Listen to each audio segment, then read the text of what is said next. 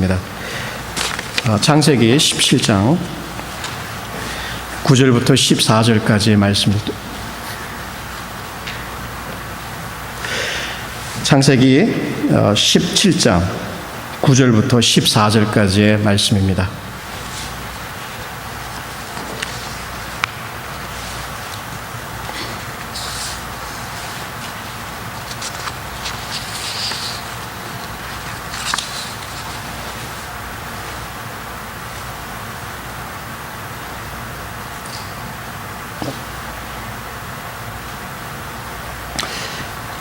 구절 말씀 읽겠습니다. 하나님이 또 아브라함에게 이르시되 그런즉 너는 내 언약을 지키고 내 후손도 대대로 지키라. 너희 중 남자는 다 할례를 받으라. 이것이 나와 너희와 너희 후손 사이에 지킬 내 언약이니라. 너희는 양피를 베어라. 이것이 나와 너희 사이의 언약의 표징이니라. 대대로 남자는 집에서 난 자나 혹은 너희 자손이 아니요 이방에게서 돈으로 산 자를 물어하고 난 지 8일 만에 할례를 받을 것이라. 너희 집에서 난 자든지 너희 돈으로 산 자든지 할례를 받아야 하리니 이에 내 언약이 너희 살에 있어 영원한 언약이 되려니와 할례를 받지 아니한 남자 곧 그 양피를 베지 아니한 자는 백성 중에서 끊어지리니 그가 내 언약을 배반하였음이니라. 하나님의 기록된 말씀 저희들이 여러 번 접했던 부분입니다. 그러나 오늘 이 말씀을 통해서 우리 교회를 향해서 우리 각자를 향하여서 도전이 되는, 위로가 되는, 기쁨이 되는, 또 삶의 지표가 되는 말씀을 허락하여 주옵소서. 성령님, 저희들에게 그 듣고 기뻐하는 그 마음 허락하여 주옵소서. 예수님의 이름으로 기도합니다. 아멘. 우리가 생활하면서 중요한 사건들, 말들을 우리는 잊지 않고 기억을 합니다. 근데 살다 보면 꼭 기억해야 될 것들은 기억하지 못하고 또 잊어버려야 될 것은 꼭 기억하는 그런 부분이 우리에게 있습니다. 그러나 우리가 어떤 것을 기억하려고 이건 반드시 기억해야 된다라고 생각이 들 때는 그것을 돕기 위해서, 우리의 기억을 돕기 위해서 어떤 표, 그림, 어떤 상징물, 어떤 물건을 우리가 이제 갖고 혹은 교환하기도 합니다. 이 대표적인 예가 결혼식 반지예요. 이 반지를 끼게 되면 이 반지처럼 끊어질 수 없는 결혼관에 이렇게 서로의 사랑, 서로 케어하겠다는 그 서약이 이 반지에 담겨져 있다고 할 수가 있겠지요. 또 기독교인들인 경우에 그 사람이 어떻게 기독교인인 걸 알 수 있을까? 목걸이, 십자가 목걸이를 찬 것을 보면 요즘은 그렇지는 않지만 전에는 대체로 기독교이구나라는 것을 우리가 알 수가 있습니다. 왜냐하면 십자가는 기독교의 대표적인 상징물이기 때문에 그렇죠. 이렇듯 외적인 어떤 상징물들을 통해서 우리가 꼭 기억하고 싶은 이 내적인 진리, 어떤 그런 것들을 우리는 이렇게 기억하려고 애를 쓰고 있습니다. 저도 미국에 오기 전에 저희 어머니께서 저에게 이제 네가 미국에 갈 텐데 너에게 선물을 하나 해주고 싶다.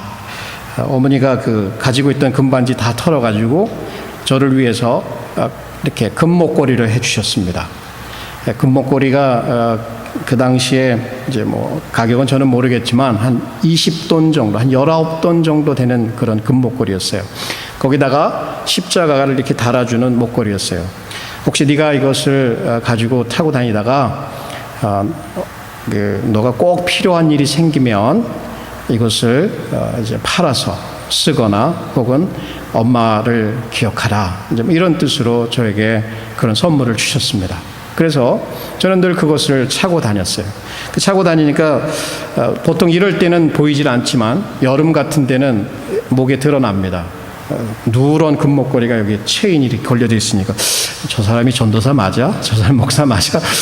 어떻게 저렇게 팬시한 것을 달고 다닐까? 학교에 걸렸죠. 그래서 밥존스에 있을 때 걸렸어요. 디너맨이 불러가지고 갔더니, 야, 너 그 금목걸이 여기 해서는 안 되는데 그 목걸이를 체인을 달고 다닌다. 그래서 이게 사실은 이게 저희 어머니가 이렇게 해서 해주신 거고, 저희 어머니의 사랑과 저희 어머니의 기도, 이런 후원이 여기에 담겨져 있습니다. 그리고 또 하나는 그 십자가를 보시면 제 이름이 거기 새겨져 있고, 그 뒷면에는 제가 당뇨병이 있다는, 그 당뇨병 환자라는 그 글이 이렇게 다이아베틱이라고 적혀져 있어요. 그래서 이것은 저에게는 저희 어머니의 사랑을 기억하는 표이고, 또 더불어서 제가 몸에 어떤 장애가 있다는 것을 보이는 표징입니다. 이렇게 얘기를 했더니, 그래? 달고 다닌다, 그러니까 차고 다녀도 돼. 이렇게 허락을 받았어요. 근데 우리 밥존스 아이들은 굉장히 학교에 충성돼가지고 제가 그것을 달고 다니니까 허락받고 달고 다니는지 모르고 또 계속해서 이렇게 학교에다가 이렇게 들어간 거예요. 그러니까 또 불려갔어요. 왜 그러냐 했더니 하도 애들이 이제 여러 번 이렇게 얘기하길래, 너만 예외를 만들 수 없기 때문에 간단한 팔찌 같은 걸로 너의 메디컬 아이덴티피케이션을 하고 그것은 떼라. 그래서 제가 떼고 다녔죠. 근데 항의를 했죠. 이것은 나에게 값진 것이고 의미 있는 것이기 때문에 내가 꼭 기억하고 싶은 것입니다. 그렇게 항의를 했지만 여전히 받아들여지지 않았습니다. 근데 저는 살아가면서 늘 제가 이것을 보면서 어머니의 사랑을 기억했다, 그렇게 장담할 수는 없어요. 그러나 때로 마음이 우울하고 집 생각이 나고 그럴 때는 그것을 보면 어머니가 생각이 났습니다. 우리 어머니의 사랑도 생각이 났던 것이 사실입니다. 오늘 우리가 접하는 본문에서도 그와 비슷한 어떤 표징이 주어지게 됩니다. 뭔가를 기억하라고 주시는 표징인데, 아브라함, 언약의 하나님과 언약을 맺으셨죠. 아브라함을 통해서 이제 앞으로 오게 될 메시아를 준비한다고 우리는 그동안 공부를 했습니다. 그리고 지난주에는 이 언약을 주시는 하나님이 어떤 분이신가, 언약을 시작하시고 언약을 제정하시고 그 언약을 실행하실 분이다라는 것은, 그런 하나님을 우리가 지난주에 살펴보았습니다. 근데 오늘 부분에 들어오니까 우리에게는 생소한, 쉽게 얘기하면 포경수술, 환례에 대한 규례가 등장을 합니다. 그리고 그 규례를 보면서 그것이 나와 너 사이에, 그러니까 아브라함의 그 자손과 하나님 사이에 맺은 그 언약의, 영원한 언약의 표징이라는 말을 쓰고 있어요. 아까 언급한 대로 하나님께서는 저희 어머니가 저로 하여금 그분의 사랑, 그분의 후원, 그것을 기억하기 원했던 것처럼 하나님께서도 이러한 표징을 통해서 아브라함으로 하여금, 아브라함의 후손으로 하여금 기억하기를 원했던 것이 있었던 거예요. 그건 뭐냐면 언약이다. 너와 나 사이에 이 언약을 기억하라. 표징은 뭐예요? 표징은 그것이 담고 있는 의미가 있잖아요. 구약 성경, 신약 성경을 쭉 읽어보면 얼마나 많은 표징들이 나오는지 몰라요.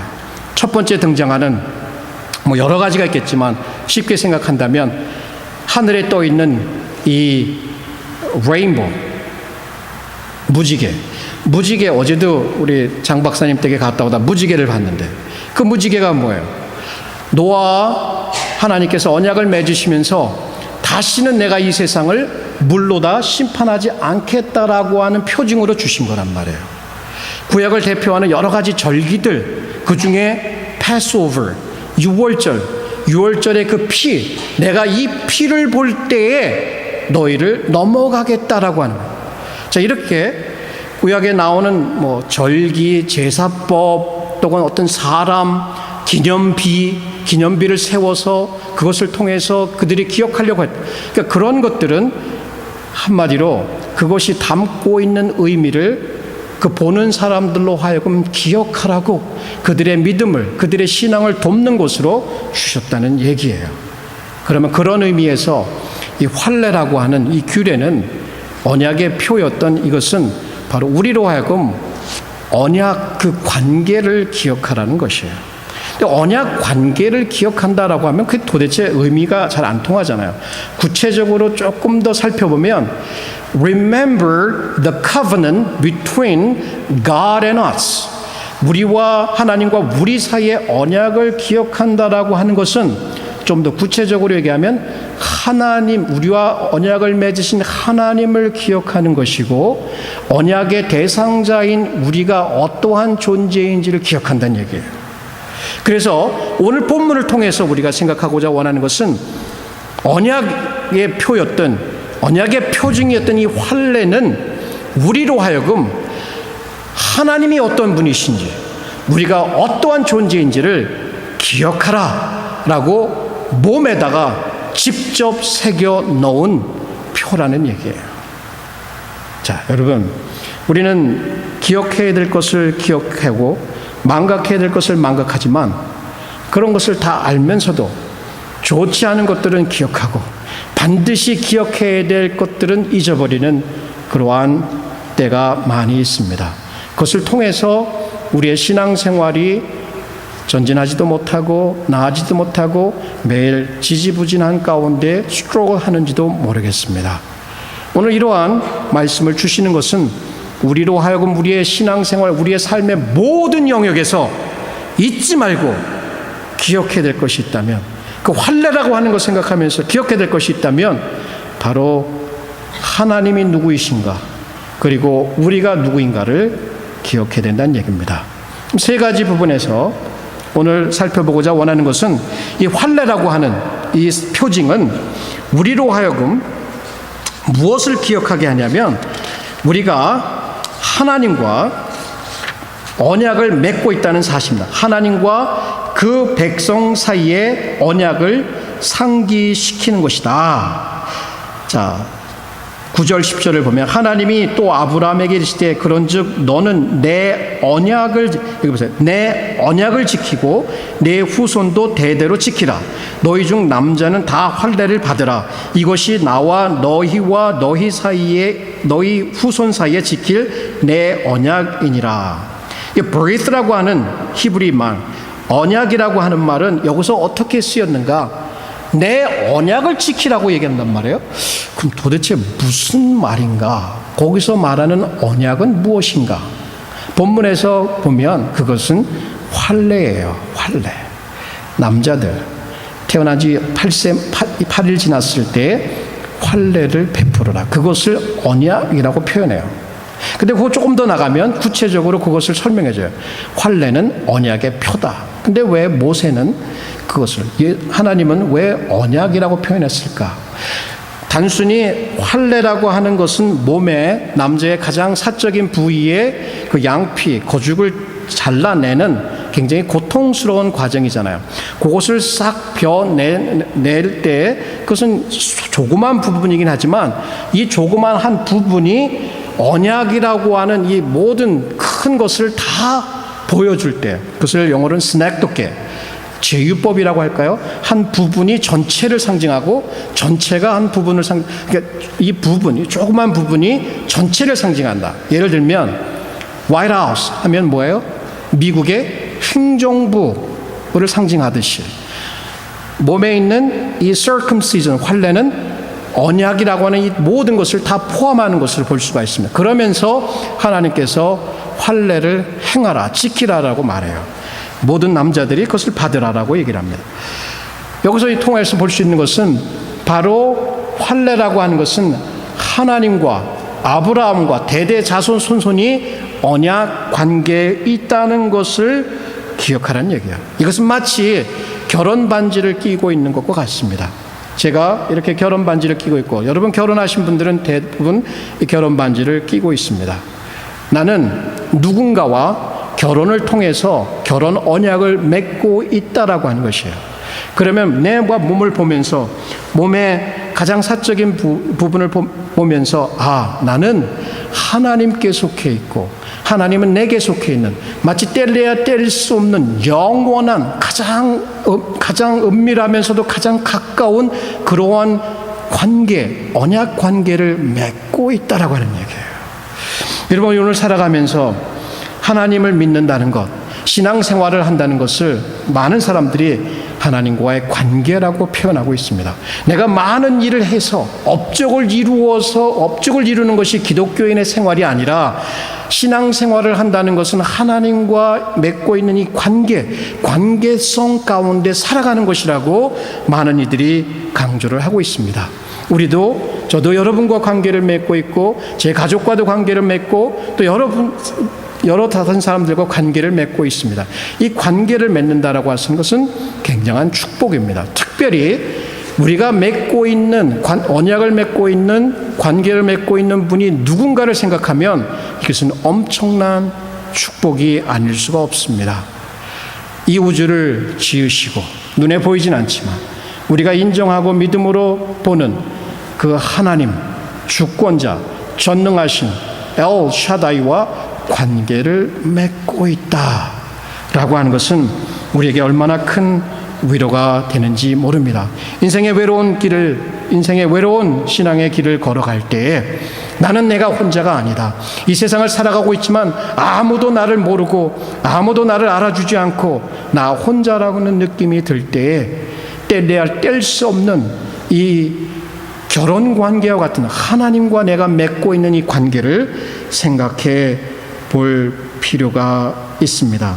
특별히 여러분이 성경을 쭉 공부하다 보면 이 호세아라고 하는 선지자가 등장을 해요.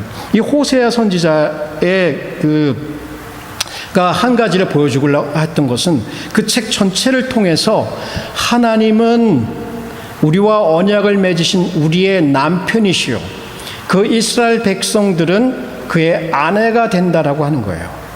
그런데 호세아라고 하는 한 개인 인물을 통해서 그 아내였던 고멜이라고 하는 여인이 있어요. 결혼을 하게 됩니다. 근데 그 아내가 계속 바람이 나서 다른 사람을 만나러 가요. 그래도 하나님께서 명령을 하시고 가서 내 아내를 돈 주고 사와서 다시금 데려오라고 얘기해요. 근데 아내는 오기 싫어요. 다른 데 가갖고 아주 오히려 돈을 줘가면서 자기를 파는 거예요. 돈을 잘 파는 어떤 그러한 문란한 생활을 해요. 자, 그것을 통해서 그 고멜과 호세아 선지자를 통해서 여호와와 그 백성의 언약 관계를 보여주시는 거예요. 그런 명령을 주셨죠. 호세아야, 가서 내 아내를 데려와라. 여호와께서 자기가 싫다고 언약을 맺었음에도 불구하고 결혼을 했음에도 불구하고 싫다고 매일 내빼고 다른 신에게 가서 절하고 다른 신에게 가서 행복을 비는 이 이스라엘 백성들, 그럼에도 불구하고 하나님은 변치 않으시고 그들에게 나아가서 그들을 다시금 데려오시는 이것을 호세아 선지는 보여주고 있단 말이에요. 언약 관계, 우리가 맺고 있는 관계가 바로 이런 관계입니다. 하나님 싫어서 우리가 때로는 등지고 다른 길로 가죠. 그러나 하나님께서는 우리를 다시금 데려오시는 그분의 unfailing love를 우리는 거기에서 보게 됩니다. 그런데 언약 관계라고 하는 이 관계라고 하는 것은 그냥 단순히 내가 하나님과 관계를 맺고 있구나 이렇게 생각할 것이 아닙니다. 우리가 관계를 맺는다고 하는 것은 그 관계를 통해서 서로에게 영향을 미치며 삶이 변하는 것을 생각합니다. 제가 결혼하면서 내가 결혼했는데 불구하고 그냥 나는 내 시간, 내 돈, 내가 하고 싶은 일대로 하면서 살아가지는 않겠죠. 결혼하면서 나는 내 결혼으로 내 상대방이 나의 삶에 어떠한 영향도 주지 않고 이 관계가 나에게 어떠한 영향도 주지 않고 내가 하고 싶은 대로 사는 그러한 경우는 결코 존재할 수가 없습니다. 결혼을 하게 되면 서로가 서로에게 영향을 줄 수밖에 없습니다. 마찬가지로 하나님과 언약적인 이런 결혼과 같은 언약의 관계를 맺게 된다라고 하는 것은 우리의 삶의 모든 부분에 영향을 줄 수밖에 없습니다. 결혼 관계가 그 부부의 삶을 바꾸듯이 우리가 맺고 있는 하나님과의 언약 관계가 우리의 삶을 변화시킨다라고 하는 거예요. 이 구약의 한 학자인 아이안 M. 누구이드라고 하는 분이 하나님과 맺은 언약 관계가 우리에게 어떠한 것이 되어야 하는지를 이렇게 설명을 합니다. 하나님은 언약을 맺으시며 자신을 제공하신 다른 어떤 것이 아니라 자기 바로 하나님 자신을 주시는 거예요. 제공하신다. 그렇기에 하나님과 관계를 맺으면 여러분의 삶은 바뀌어야 하는 것이다. 이것이 정상이다.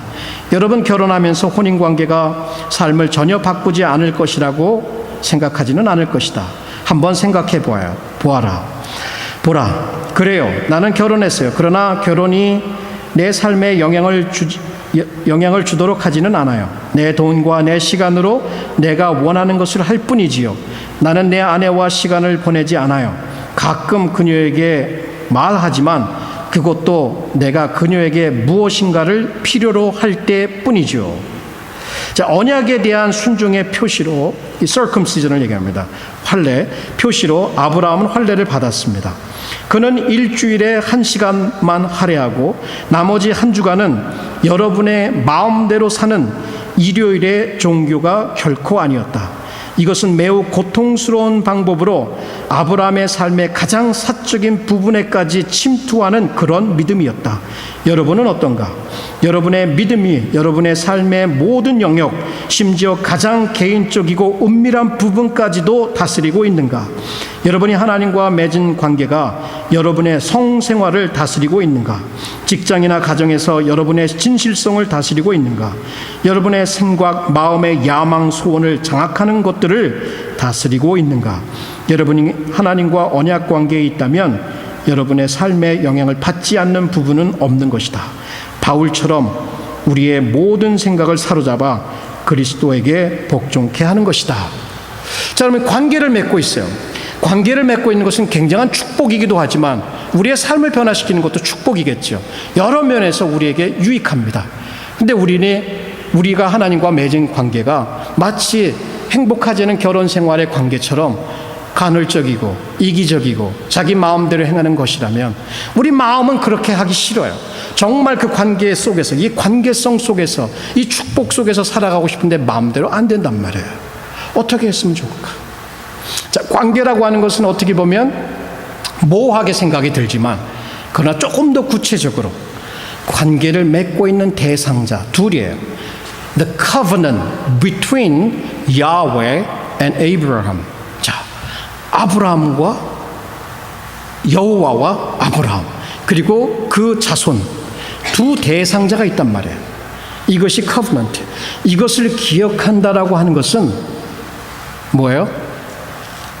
하나님과 또 그 하나님의 그러니까 언약의 대상자인 두 부분을 기억하는 것입니다. 우리가 하나님과의 관계를 통해서 관계가 우리의 삶을 변화시키는 것으로 나아가려면 한 스텝 더 나아가서 기억해야 될 것은 바로 언약의 하나님이 누구인지를 기억해야 할 필요가 있다. The circumcision is a reminder, a constant reminder of who God is. 이렇게 두 번째 포인트입니다. 여기에 보면 이제 11절, 12절에 너희는 양피를 베어라. 이것이 너와 나 사이의 언약의 표징이라. 대대로 남자는 집에서 난 자나 혹은 너희 자손이 아니요 이방 사람에게서 돈으로 산 자를 물어하고 난 지 8일 만에 언약 할례를 받을 것이라. 이 할례, 사실은 할례라고 하는 것은 그 고대 근동 지방에서 대부분의 국가들이 행했던 것이에요. 일반적으로 행하던 습관이었어요.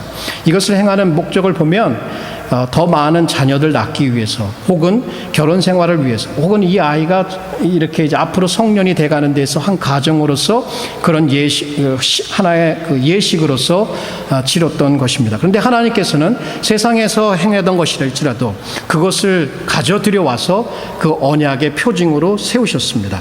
그리고 그것을 통해서 하나님을 기억하기를 원했어요. 그렇다면 아브라함 몸의 가장 사적인 부분에 매일같이 들고 다녀요. 거의 매일같이 보는 거예요. 그것을 통해서 늘 기억하는 것. 그리고 여기서 말하는 어릴 때부터 8일째 되는 날이라고 하는 것은 바로 태어나자마자 하기는 그렇지만 조금 지난 후에 그 아이가 그것을 받을 수 있을 때쯤에 그것을 몸에 이제 그 양피를 빕니다. 포경 수술을 하는 거죠. 그러면 그것은 뭐예요? 평생을 가지고 가는 거예요. 평생을 통해서 나와 언약을 맺으신 그 하나님이 누구인가를 기억하라는 얘기예요. 보면서 딴 생각을 하는 거죠. 제가 목걸이를 보면서 늘 그랬지는 못했지만, 그러나 그것이 종종 하나님을 생각할 수 있었습니다. 목걸이는 그랬지만, 그러나 몸 자체에서 아주 아프게 베어낸 그 부분을 보면서 하나님이 나에게 어떠한 분이신가, 나에게 어떠한 약속을 베풀어 주셨는가 라고 하는 것을 기억할 필요가 있습니다. 특별히 17장이라고 하는 그 문맥에서 보게 될 때 하나님 자신을 엘샤다이, 전능자 하나님으로, 축복하시는 하나님으로 그를 지키시고 그에게 약속하신 것을 반드시 성취하시는 하나님이라는 것을 기억하라요. 왜 그렇게 기억할 필요가 있었을까요? 사실 신앙의 대부분의 문제들, 불행들은 하나님을 잊는 데서부터 시작되는 거예요. 이스라엘 백성들이요, 큰 표징들, 출애굽, 홍해를 맨 바닥으로 건너는 그런 홍해 사건, 만나 사건, 메추라기 사건, 혹은 애굽에서 있었던 10가지 재앙 사건, 정말 잊을 수 없는 그러한 사건들을 경험했지만 그들은 한 가지를 제대로 하지 못했어요. 하나님을 잊어버렸어요. 모세는 그래서 특별히 기억하라. Remember your God. 하나님을 기억하라는 말을 신명기에서 여러 차례 말씀을 하고 있습니다. 그러면 그들이 기억했을까요? 가나안 땅에 들어갔을 때 그들이 하나님을 기억했을까요? 아니에요. 하나님을 망각했어요. 오히려 농경사회에서 그 농업에 축복을 준다고 생각하는 바알을 가서 섬기게 되고, 여호와도 섬기고 바알도 섬기고 신을 열을 두면 얼마나 축복이 되겠는가 해서 그렇게 하나님을 망각했다. 그러니까 다른 신을 따라갔을 때 망각했다라고 얘기합니다. 그 후부터 그들에게 도래된 시대는 사사기, 영적인 암흑기, 하나님의 심판의 시대로 들어가는 것을 볼 수가 있습니다. 여러분, 하루를 살아가시면서, 일주일을 살아가시면서 아침부터 잠자리에 들기까지 나와 맺으신 하나님이 나에게 베풀어 주신 그 은혜, 나와 언약을 맺으신 하나님의 능력, 나와 언약을 맺으신 하나님의 인도하심, 나와 언약을 맺으신 하나님의 지혜로움, 나와 언약을 맺으신 하나님의 말씀, 이런 것들이 기억이 나십니까? 아니면 짜증이 나면 짜증이 나는 대로, 실망스러우면 실망스러운 대로, 아니면 두려움은 두려운 대로, 걱정이 엄습해오면 걱정이 되는 대로, 뭐 이렇게 그냥 하나님 없이도, 하나님은 안다고 말은 하지만 하나님 없는 것처럼, 하나님이 돌아가신 것처럼, 나와 언약을 맺으신 하나님이 안 계신 것처럼 그렇게 살아가는가요? 우리는 기억할 필요가 있습니다. 하나님을 기억해야 합니다. 그 언약의 표징이었던 그 환례, 그 부분을 보면서 하나님이 어떻게 아브라함에게 축복을 주셨는가. 99세요. 자기 아내는 89세에 전혀 아이를 낳을 수 없을 것 같을 그때에 나타나신 전능자 하나님께서 내가 너를 열국의 아비를 삼아 주겠다라고 약속하시며 거기에다 확증까지 내가 하겠다고 말씀해 주셨던 그 하나님을 아브라함은 기억할 필요가 있었어요. 그래서 하나님은 그의 몸에 환례의 표징을 새겨주시면까지 기억하기를 원하셨던 것입니다. 우리도 마찬가지겠죠. 우리는 하나님을 기억해야 돼요.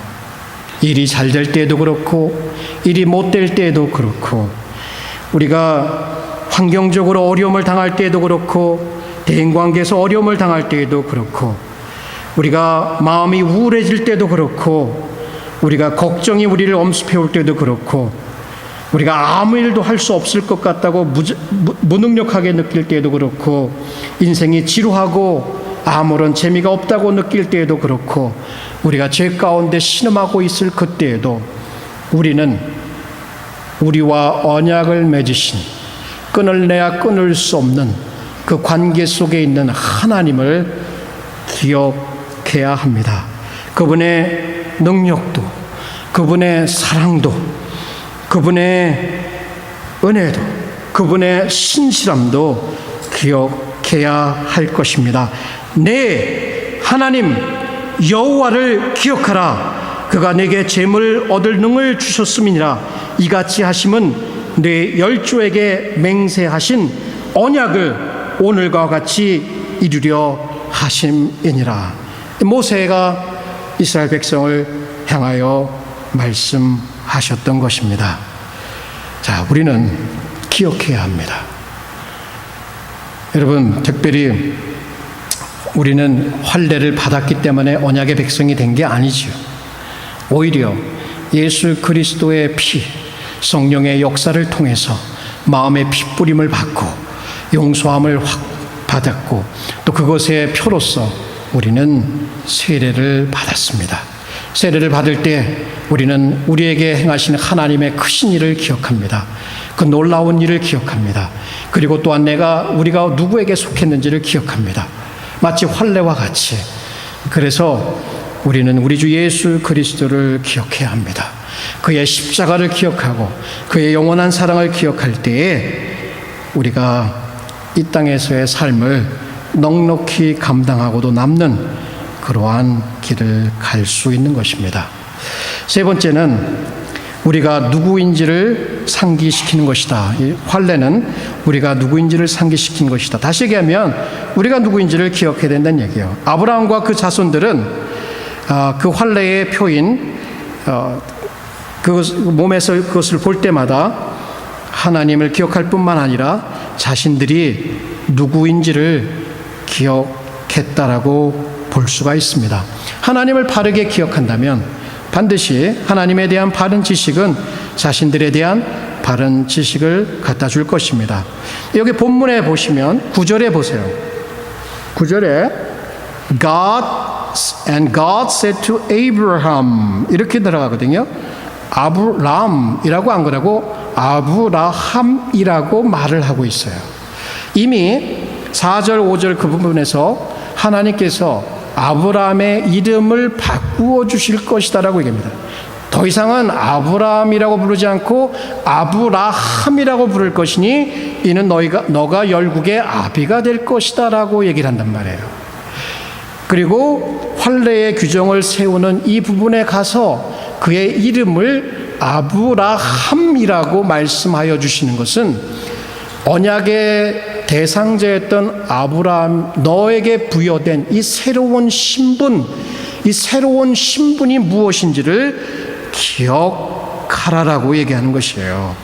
이제 후로는 내 이름을 아브라함이라 하지 아니하고 아브라함이라 하리니 이는 내가 너로 열국의 아비가 되게 할 것이다. 아브라함, 그러니까 이름을 들을 때마다 이제 아브라함이라고 하는 이름을 들을 때마다 그는 기억하는 거예요. 나는 더 이상 과거에 속한 사람이 아니고 과거의 실패에 속한 사람이 아니고 이제 새로운 하나님께서 열어주시는 새로운 미래, 약속의 시대, 약속의 성취의 시대를 살아가야 하는 그런 존재다. 근데 이러한 아브라함이라고 하는 새로운 이름을 받았을 때 아브라함이 후사가 있었습니까?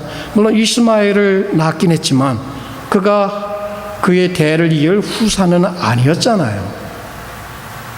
자식이 없었단 말이에요. 그럼에도 불구하고 그의 이름을 그렇게 불러주시는 하나님, 그리고 반드시 그것을 이루어 주시겠다는 하나님의 약속, 그것을 우리가 여기서 볼 수가 있습니다.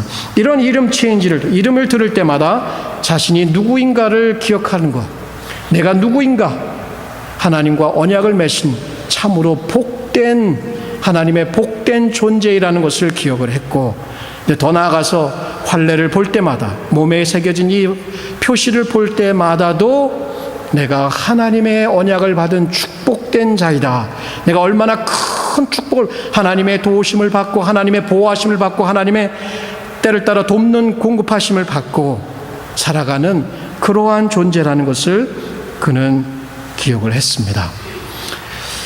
그런데 환례라고 하는 표가 몸에 있잖아요. 근데 그러한 표가 가지고 있다 그래서 그게 그로 하여금 하나님을 믿도록 했을까요? 정말 이 몸의 표시를 보면서 아니 이거 표가 있네, 환례 받았네, 포경수술 했네 하면서 아 나는 정말 하나님의 축복된 존재야라고 생각할 수 있었을까요?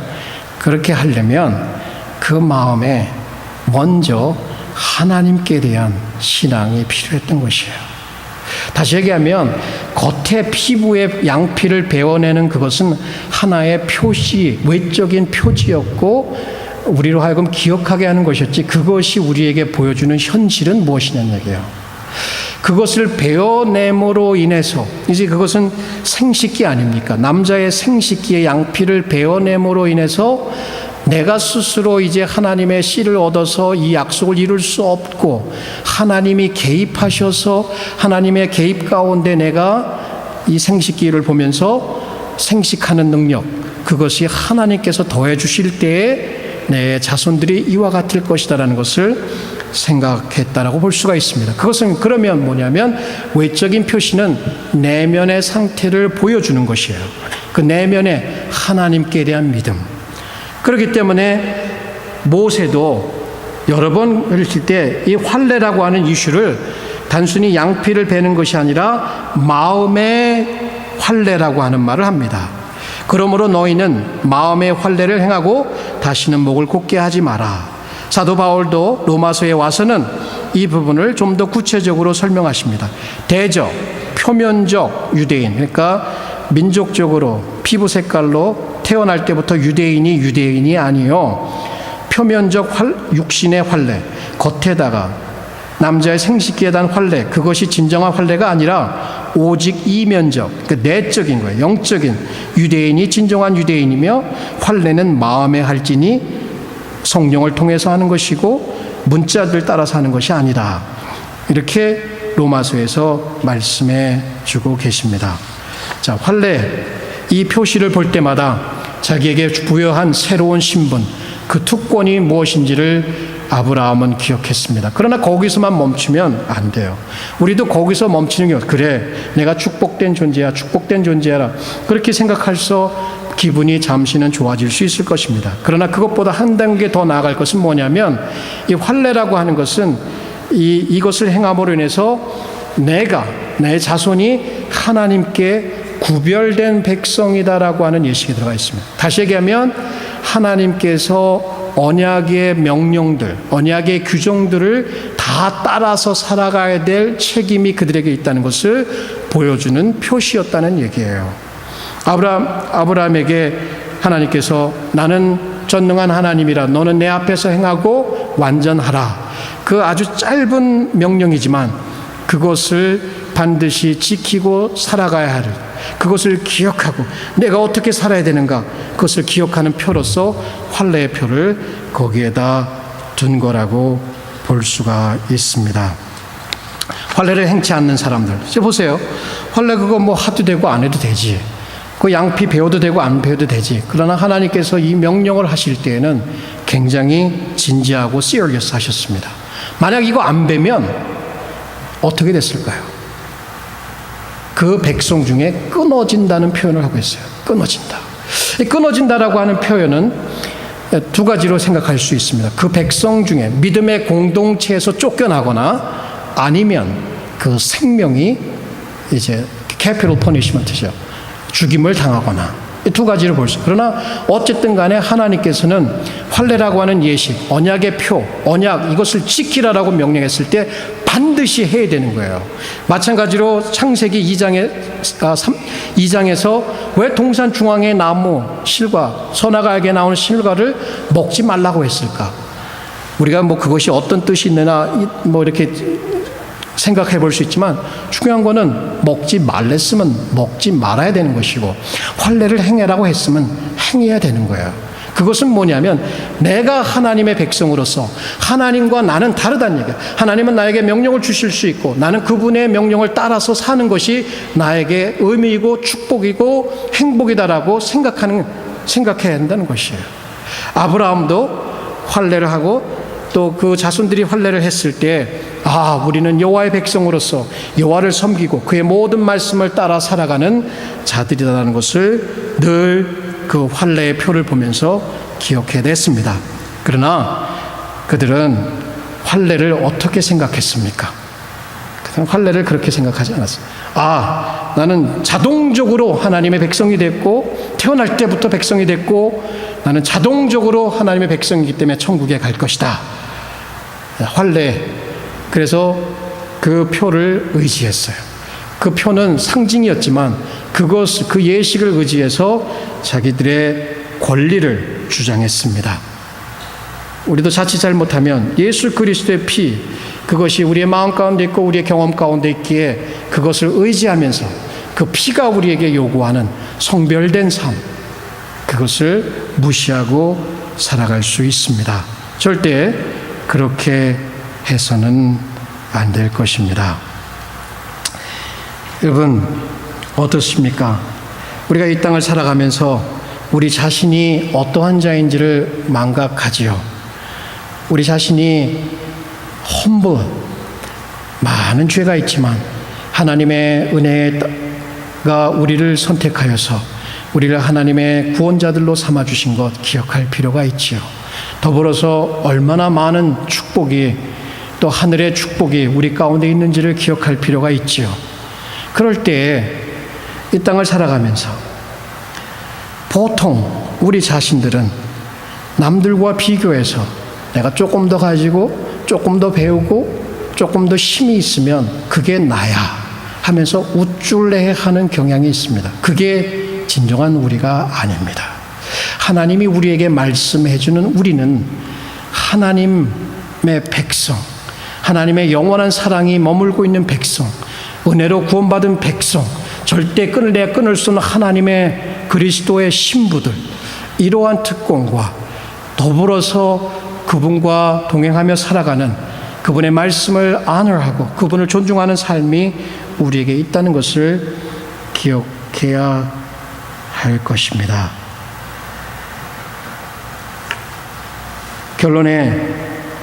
결론을 여러분과 나누겠습니다. 이스라엘 백성들, 이스라엘 역사를 보면 이 환례는 잘못 사용되었던 경우가 많습니다. 자동적으로 하나님의 백성이 된다고 생각을 했죠. 그러면서도 환례가 표현하는 그 말씀은 다 어기고 살아갔던 것이죠.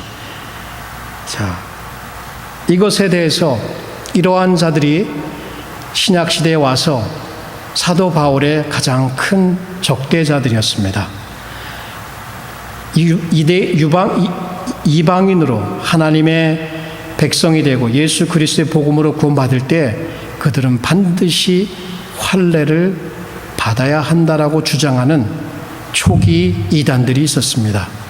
이 사람들에 대해서 사도 바울은 아니다. 절대로 환례 그것이 구원의 근거가 되지 않는다. 환례를 받을 필요가 없다. 자신은 환례를 받았음에도 불구하고 환례를 통해서 하나님의 백성이 된다는 것을 강력하게 부정을 했습니다.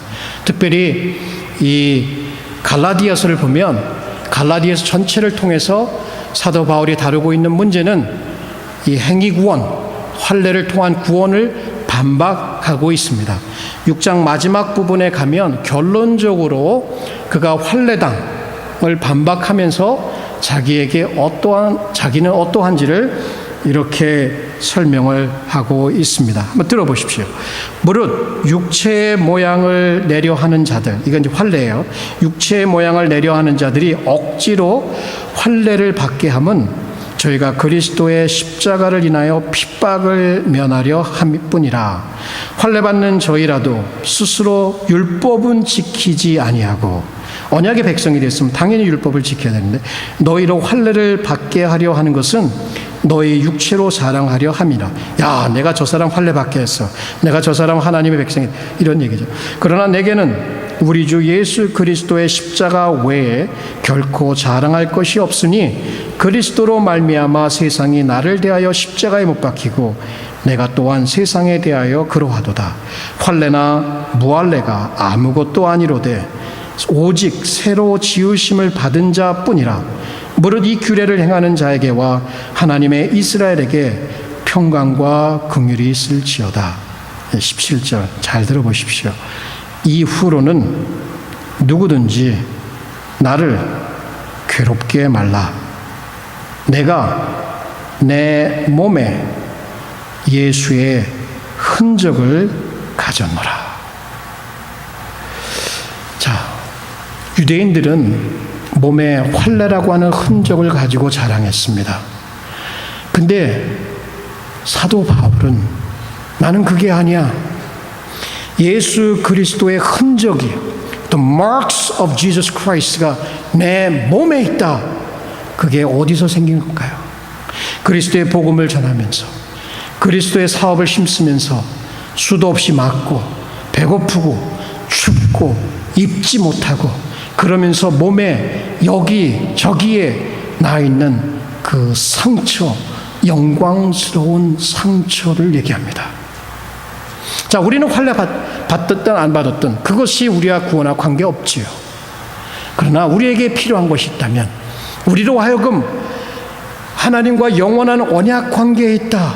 그 하나님이 누구인가, 우리가 어떠한 존귀한 자인가를 기억할 수 있는 것은 바로 우리 몸에 나 있는 예수의 흔적들입니다. 1년, 5년, 10년, 20년, 30년 평생을 예수 믿고 살아가면서 우리의 마음에, 우리의 영혼에, 우리의 육체에 나 있는 이 예수 그리스도의 이 흔적, 이 마크가 바로 우리에게 있느냐는 얘기예요. 우리에게 이러한 마크가 있느냐는 얘기예요. 이 circumcision, 환례를 생각하면서 우리로 하여금 정말 하나님의 은혜가 이렇게 나의 삶 가운데 역사했어. 이 흔적. 나는 정말 하나님의 존귀한 자, 하나님의 말씀을 따라 살아가는 거룩한 백성이야라는 이 흔적들이 내 삶에, 내 몸에 나 있다면 우리는 늘 기억할 것입니다. 우리는 예수께 속해 있고 예수님은 우리께 속해 있고 그분과 우리는 떼려야 뗄 수 없는 영원한 관계 속에서 가장 밀접한 영적인 결혼 관계 가운데 가장 축복된 복된 생활을 할 수 있다라고 하는 것, 이것이 매일을 살아가는 우리들에게 어떠한 영향을 주어야 할까요? 어떠한 영향을 주어야 할까요? 여러분, 우리의 뇌에, 우리의 생각 속에, 우리의 기억 속에 우리 그동안 믿어온 하나님, 지금도 역사하시는 하나님, 앞으로도 역사하실 그 하나님이 새겨져 있습니까? 새겨져 있습니까? 아니면 매일 생활하는 그 시시하고 작은 일들 마음 끄집어 거기에 매여가지고 스스로 불행하게, 스스로 걱정하면서 살아가고 있지는 않는지, 하나님을 기억한다는 것, 우리가 그 하나님과 언약을 맺고 있을 때 우리가 누구인가를 바른 정체성, 바른 우리의 자화관을 가지고 있다는 것, 우리의 바른 의무관을 가지고 있다는 것, 이것이 우리의 삶을 어떻게 변화시킬 수 있을까 상상해 보십시오. 변화는 일어납니다. 그분을 기억할 때, 우리가 누구인지를 기억할 때 변화는 분명히 일어나야 합니다. 일어날 것입니다. 왜? 하나님이 살아계시기 때문에. 하나님이 살아계시기 때문에, 그 하나님이 우리를 구원하셨기 때문에, 그 하나님이 우리를 보살피시고 인도하시고 채우시고 장차 우리를 천국으로 인도하실 것을 우리가 믿는다면 반드시 우리에게 많은 축복된 생활이 이어질 것입니다. 기억합시다. 예수 그리스도의 흔적, 그 영광스러운 흔적을 가지고 우리 하나님을 기억하며 우리 자신이 누구인가를 기억하며 우리 인생을 힘차게 살아가십시다. 기도하겠습니다. 그동안 하나님을 망각하고 살았다면